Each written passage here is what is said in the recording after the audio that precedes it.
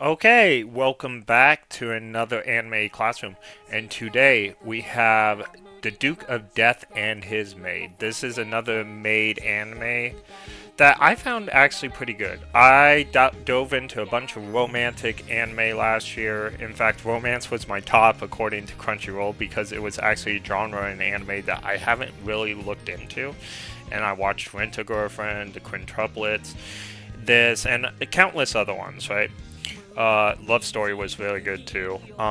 But Duke and his Maid had something very charming about it. It is a great watch. It's 3 seasons long.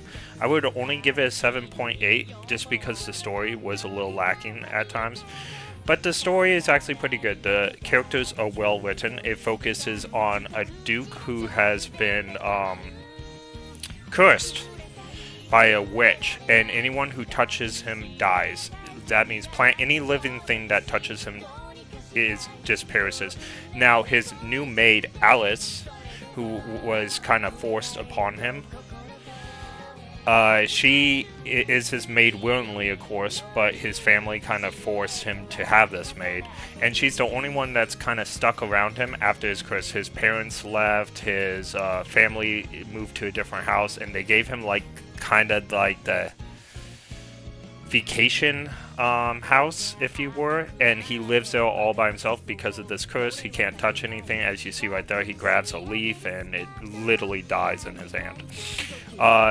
Clothes kinda temporarily like block the effect, which is why he wears gloves and stuff, but it doesn't really. So they'll die if they still touch him.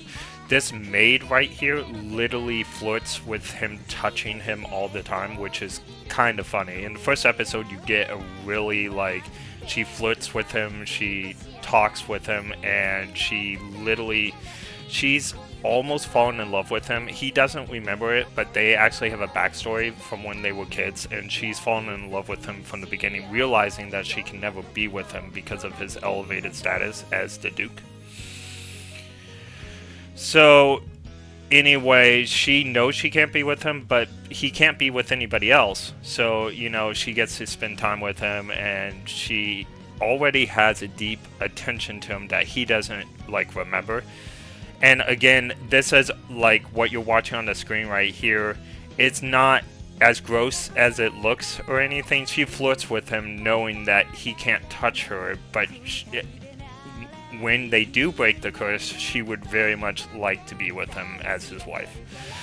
As far as romantic comedies go, this is definitely one you should see. You should be a little bit older to see this one, but again, there's nothing gross, there's not nudity or anything like that. There's other characters like Rob, who is a longtime butler, who also doesn't treat him differently due to him being cursed. We have Viola, who is his kid sister as well, who definitely loves her brother, but she pretends not to. We also have Walter, who always hated his brother because his brother was to inherit the estate. But with his curse, the Duke has a time limit to break the curse, or he will lose his estate to Walter.